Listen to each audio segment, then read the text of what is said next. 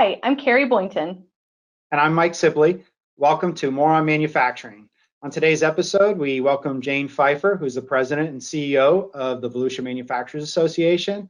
We're excited to hear a little bit about the state of manufacturing in not only Volusia County, but beyond, and also to hear resources available to the manufacturers and what the VMA is doing to work with manufacturers and to help them be more productive. So welcome, Jayne.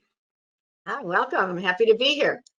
Great. Well, so Jayne, let's just jump right into it. So you're obviously in tune with manufacturers. You talk to manufacturers every single day. Can you give us a sense of your feeling of the state of manufacturing, especially as we're jumping out of 2020, which has been fun for everybody, obviously, but as we jump into 2021, what are you hearing from manufacturers? What do you hear as the state of manufacturing? Mike, I thought I'd start just with a little snapshot of what manufacturing looks like in Flagler and Volusia counties, now, because probably not everybody knows. We are a very diverse manufacturing area. There's about 450 manufacturers that are in our area. Some things that are made here: boats, IV fluids, candies, mattresses, other medical products, and then almost as many different products as the 450 manufacturers that we have. 71% of our manufacturers have less than 50 employees, and 48% of those have less than 15 employees. Now, this tracks nationally. This is what manufacturing looks in the state. This is what manufacturing looks like in the nation. Now, what are they saying about 2021? Interesting comments. It's just very interesting times. So things that I have heard, there's a lot of worries about the tax structure, increased oversight, and changes that will slow down growth. They're concerned that the tariffs that were reduced, that made them be more profitable than they are, they're concerned that those tariffs may be reinstated. Those who do a significant business with the military are concerned of the changes that could occur there with what will happen in 2021. But there's a lot of overall concern about COVID, if it continues, and how it's going to impact their businesses, both positive and negative. Because, for example, if you're in the medical industry or you're in the sanitizer industry, masks, et cetera, it's going to have a positive impact because your sales will continue. But say, for example, if they service carnival games, hospitality industries, cruise lines, companies like a Bob Space Racers and a key lime shops are going to be impacted negatively, and they have been, and they will continue to be. There is hope that the vaccines will decrease the number of COVID cases and thus improve the overall economy of the world, because it's all impacting. We're all being impacted on this. It's not just us. Some of the comments were, with the vaccines on the way, that's going to allow companies to get in and make sales and build relationships, and that will improve their bottom line. Sure. But then there's a concern that we may have another surge of COVID cases. And when that happens, then that is going to impact the day-to-day staffing issues, which is a problem. It's hard to get products out the door if, some of your staff are not there, some of your key people are not there in order to be able to perform their duties. So I'd say that's kind of the overall, what they're saying about 2021. And then we can go to the next question and you'll get more meat on that. Right. Okay. So what would you say are the biggest hurdles manufacturers are facing? I know you just spoke a lot, about COVID, but are there any other hurdles that you're seeing? Yes. So, number one, always, it doesn't matter what the economy is doing, what pandemic, what hurricane, whatever is going on there, is that we have a definite challenge in finding qualified employees. But what is really critical now, and everybody is experiencing now, is a supply chain disruption. And that's absolutely due to COVID. For example, just to put some things in perspective, if you need pumps, to squirt out the hand sanitizer or hand creams or anything like that, it's taken up to 40 weeks in order to get those products in, as compared to 4 to 6 weeks.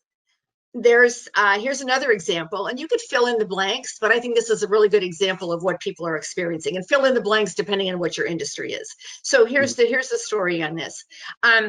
In the rag industry, it relies on the hospitality and medical surplus, both are really suffering, both from the slowdown in tourism and the slowdown in the elective procedures that are happening in the hospitals. So that means there's less linen in the market, driving up the price due to low supply.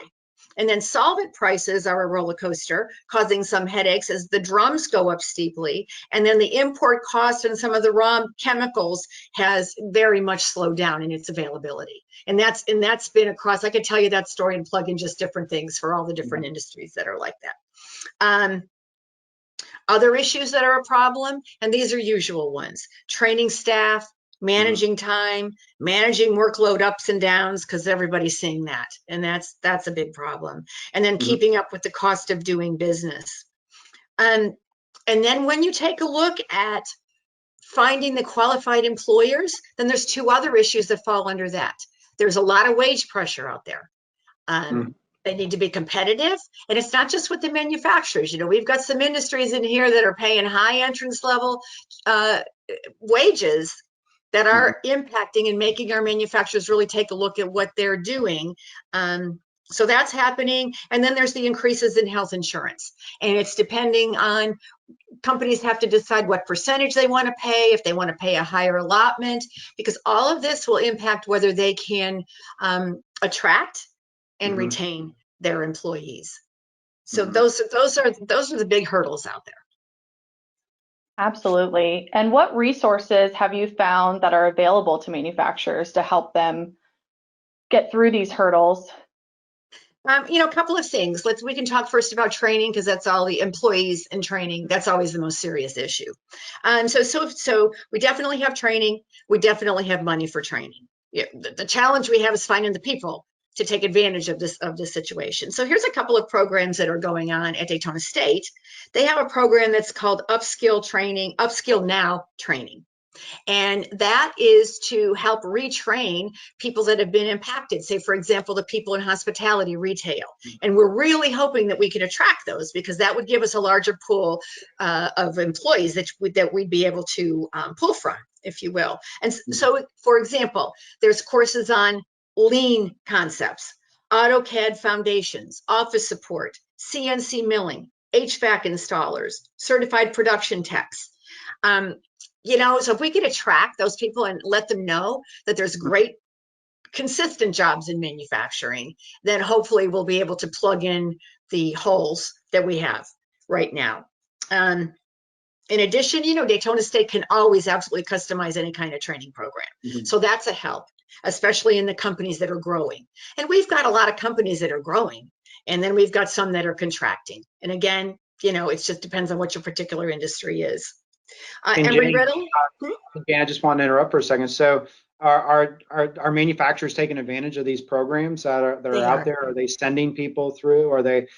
How has that been going? Yes, well, they are. So the interesting thing is getting the information to the people when they're ready to hear it, which we all know that, right? Because it can be sitting there and they don't know. Like, say, for example, one of our manufacturers like, well, can't you offer this class at night? Because I can't send my people during the day. And of course, well, they had been, but they missed that sentence, right? But that's okay. You know, that's the purpose of our jobs, is to be able to repeat the information and say, yes, that this is here, and this is how you can go through and you can utilize the service that's available and the training that's available. Embry-Riddle is also beginning to offer programs. They're going to start up a program called the Lean Sigma Yellow Belt in January. And I think they're seeing, they would like to have more of a role in the community and providing the training that the manufacturers need in order to be able to grow and develop. You know, under as far as the supply chain, well, you know, supply, demand, COVID, we've got our big companies. They have international procurement specialists out there, you know, going around the world trying to find the products and stuff that they need in order to be able to produce their products.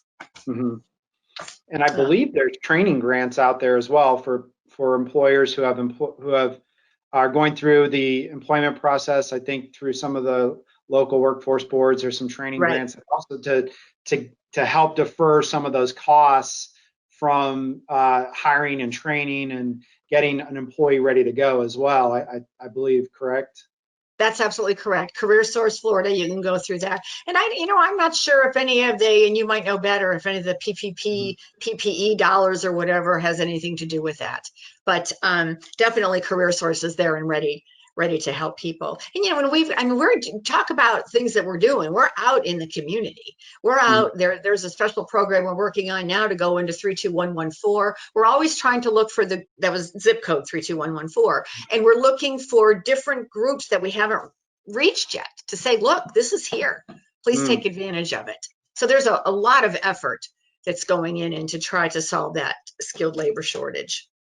Well, that's fantastic. That's fantastic news. And as it relates to the PPP, recently the Congress has passed a bill to modify some of the PPP programs. We're actually going to have a separate video series that we're going to do on the PPP, so stay tuned for that as well. But Jayne, so you and I, we sit on the Volusia Manufacturers board together. I've been working with you for a lot of years. We know the VMA is involved in everything manufacturing in Volusia County and even beyond, really. I'll go so far as to say we're probably the preeminent manufacturing association. Maybe slap ourselves on the back a little bit there. But we do a lot of programs. The VMA has been integral to helping manufacturers grow, prosper, deal with some of these labor issues and other issues. Can you talk a little bit about what the VMA is going to be doing, what the VMA does, and some of the things we have planned for this year to help manufacturers? Okay, I would love to. Thank you. Yes, and we're chartered to service Volusia and Flagler counties, but we do go wherever somebody needs us, we're there, right? Well, and I like to say that the value of your membership, your VMA membership, is that you do it, whatever you do, whatever our manufacturers do, and VMA is the conduit. And that's what we do. For 40 years, we have based our model, our business model, on making connections with manufacturers to each other and manufacturers to the community. And I have to say, I think that we've been in training, Mike, for 40 years in order to be able to do what we were able to do, I think, really well this year. Because we've got a little thing in place that we call our quick take survey. And that's direct access from a manufacturer or member that has a question that will reach out right away to the membership and people answer. And people love to use it. And that was our role this year. We didn't see our role as having to repeat everything that people were sending out about the government or whatever. We were meaty with what people needed. For example, if somebody needed to reopen, they didn't have time to sit there and read through all the documentation on everything they did. They wanted to hear from a fellow member that did it and said, okay, do this, do this, do this. So we had a lot of that going on. Somebody needed a thermometer and said, I got a thermometer, I can give it to you. Somebody needed to get a steel weld done, and they say, who can do this? And then another member says, I can do it. That was a win-win, because the person who needed it done got it done, and the person who could do it got a job out of it. And that's really what VMA is about. That's the core of what we do. We do it every day. There's, I have my kid's graduating. Can you connect me to this? This person, I can't hire him. Who needs somebody like that? I mean, that's really, for me personally, that's very heartwarming, because you're helping people instantaneously. VMA has a job board, and more people are utilizing that this year. So you can go at any time, VMA online. .com, and go to the job board, and if you're a member, put your jobs in there, because people are looking at that.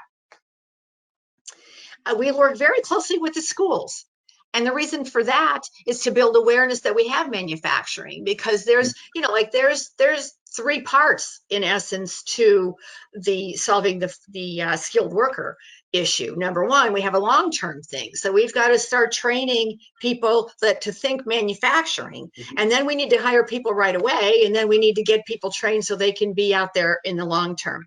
But we've done some things, really cool, fun things. We did a thing one year, we did a manufacturing champions bus tour, and we loaded up buses, and we took our teachers and our guidance counselors out to visit actual manufacturing plants and talk to people about their careers. And then one year we did a manufacturing means measuring. A lot of our kids don't know how to measure. Well, you need to convince people why they should do it. What's the practical application? And so we placed a lot of the manufacturers in the school, in the classrooms, and they measured their products with rulers. It was a lot of fun. We Mm-hmm. enjoyed that. And then our next one that we have on task, and we really wanted to do it last year, but we were kind of shut down, or this year, women in manufacturing. And the purpose of this is to organically grow people's awareness of manufacturing. So we now have 24 women that have been recognized in manufacturing. Their posters will go into the schools, and on their posters it talks about the kinds of jobs that they have had, what the jobs that they're doing, but it's also about their company. And the teachers are developing curriculum for the students so they can study the companies, they can study the different kinds of jobs, they can watch the video of the woman that happens to be in their classroom, and then these people will go out and they will meet with the students. And I'm thinking, because it's got so many pieces to it, that it will be a stronger relationship that is built. And you'll be doing that with the teacher, with all the kids in the classroom. The kids in the classroom will tell their parents. So I think it will be even more ground, what is that? Door to door. What is, you know? Yep, I know what you're saying. You know that word. They do it in campaign. Grassroots. Okay, Thanks, Carrie. Yep. And I think, you know, in 2021, it's going to be even more important to engage women in manufacturing, especially given that 2020 has been such a difficult year for women in any career, in any industry, you know, just with all of the additional duties that typically fall on women in a household. So I think that's wonderful. But that just proves that women can do anything, and we're resilient. We rise to the occasion. Well, and Jayne, I think the point that, you know, to some degree, it's so critical that what you're saying is that making these connections with younger kids, with even parents, to show what the benefits of going into manufacturing and that it can be a great career is critically important. And then, of course, connecting teachers with what's actually happening in manufacturing, so they're teaching the right stuff, is a really critical function that you guys are taking on as the VMA. Yeah, that's our wish, our expectation. And then, so that's long term when we talked about going into the schools. And because we go in from kindergarten, you know, up to college. Right. But here's a program that we're developing that will start in January, and that is our Florida Fame program. And we will be the first chapter in the state of Florida, and we're called the Sunshine Chapter. And this is an employer-led collaboration on the implementation and continuous improvement of a multi-skilled maintenance technician development program, training program. It's advanced manufacturing. It's a 2-year program, and it serves in 2 ways. It accomplishes 2 things. Number one, it's going to give basics. It's going to give skills to be a maintenance technician, but probably more importantly, it's going to teach what we call the soft skills on how to actually work. Students will come into the program and they will work 3 days, and they'll go to the classroom for 2 days. And the employers will hire these people, and they will mentor them, and they will work with them through the 2-year period. And we will be formulating the employer board in January, and the first cohort of students will start out in August of this year. And so, you know, this is a solution. What we hear from everybody: well, they don't have the skills, they can't work, they can't do this. And because it is employer led locally, it's going to have the kind of training that we need here, not what somebody else might need in another city. It's going to be, what do we need right here, and we're making sure that those people have it. So that at the end of the 2 years, then, I mean, the idea, of course, is they're going to hire their person that they paid for to get training for the 2 years, but that they will have the training and the skills that they need. And I think that's a lot of what we do. And how would a manufacturer get involved with that program if they haven't heard of it before? Well, we would very much like them. They can connect with me, and then we will get them enrolled in, we'll get them with Artie Leffler is the lead. He's the chairman of VMA right now, and he's also the lead person on FAME. But if you could have him contact me, you can reach me at 386-212-4003, or you can email me of your interest at jayne.fifer@vmaonline.com. And please, yeah, it's open right now. And if you need skilled employees, you want to be part of this board to get exactly what you need. Thank you. All right. So last and most importantly, tell us a little bit about the VMA, the Lou Fifer Golf Tournament, and when are we playing golf again, Jayne? Okay. So the founder of VMA was Lou Fifer. And Lou Fifer didn't like to golf. He never wanted to have a golf tournament. And so after he passed away, we decided to have a golf tournament and name it after him. But kind of interesting on that. The purpose of the golf tournament, of course, just everything that we've talked about at this point, is to connect manufacturers to each other in the community. It's a great fun event. But ultimately, the dollars that are raised on this golf tournament goes directly back into our school systems. And we have purchased CNC machines, and we bought tools, and we set up robotics competitions. And I mean, we pay for things that we talked about. The manufacturing means measuring and all of those administrative costs and expenses that it takes to put on a program such as that. And so we're very proud of that. And I think people are proud to do that. But the most important thing is they just love it. It is a fun event. It's like a circus on every hole. A lot of fun things. Games are played, other things, decent things. A lot of decent things go on in our golf tournament. I want to clarify on that. And we usually hold it the first Friday in May. That's always the best day, the best weather. We always have excellent weather. Never have we been stopped by the weather. Now, we had to postpone because of a pandemic this year, but we had it. We overcame the pandemic. We overcame the November hurricane. I was trying to remember what the name of that was. I don't know if it was Iota or Loda or something, Yep. But we were ready to shut it down up until 3:00 on the day before it happened because of the rain. But you know what? We have a great connection, and we were able to have our golf tournament as usual. Yeah, we even overcame Friday the 13th because it was on November 13th. We sold it out. We absolutely sold it out. We had a grand time, and I would recommend that everybody reserve early. You can just let me know you want to play still, and we'll sign you up. Great. So May 7th, did I say that? It's May 7th, 2021. May 7th. Okay. All right. I'm putting it on my calendar right now. We can't wait to play. It is one of the more fun. Everybody comes away from that just having so much fun. It's and it serves such a great purpose for supporting manufacturing and the future of manufacturing. So we've been glad to be part of that over the years, and I think it's going to be something very important to support in the future. So, well, Jayne, thank you very much for joining us today. I really appreciate your time. This was extremely informative. There's a lot of resources out there to help manufacturers continue to get through some of the difficulties and some of the challenges that they have. And of course, it's just a matter of reaching out. So I would encourage all of you to reach out to Jayne anytime that you have something that sounds like you could fit. Even if you're not even sure what it is, Jayne can often connect you to somebody that knows an answer, can start leading you down the right direction, no matter what that question might be. So again, Jayne, thank you very much for joining us, and thank all of our listeners for listening in today. To learn more about James Moore & Company's manufacturing services, go to JMCo.com. And don't forget to subscribe to our More on Manufacturing series to receive updates when new videos and podcasts are released. If you'd like to be a guest, or if there's a topic you'd like to see covered on a future episode, contact us on our website.